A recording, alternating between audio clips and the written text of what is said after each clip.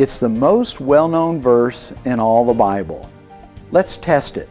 For God so loved the world. For God so loved the world. For God so loved the world. That He gave His only Son. That He gave His one and only Son. He sent His only begotten Son. For whoever believes in Him. That for whoever believes in Him. So that anyone who believes in Him shall not perish. Shall not perish. Will not perish, but have eternal life. But have everlasting life. But have everlasting life. But have eternal life. But have everlasting life.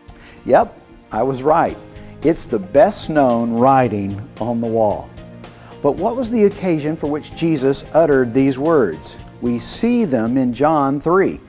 Nicodemus was a very religious man. He came to Jesus at night to ask the Lord a question. He wanted to know how to have eternal life, and knowing his heart, Jesus answered before Nicodemus could ask it. Jesus told the man, "You must be born again."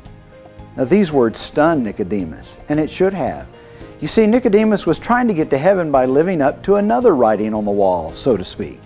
He was working hard at living by the 10 Commandments, words written in stone. And like many religious people, he was crossing his fingers and hoping on hope he could do enough good to get to heaven. But Jesus shifted his thinking. Religion could not save him, but being born again would.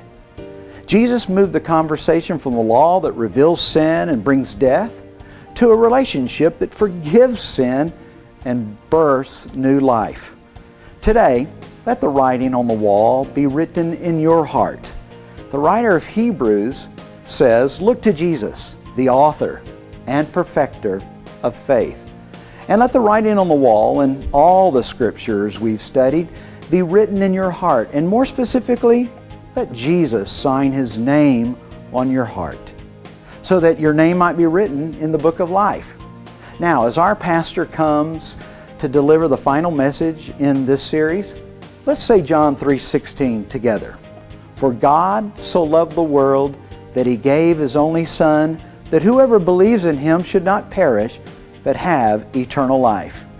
And now, Pastor Keith.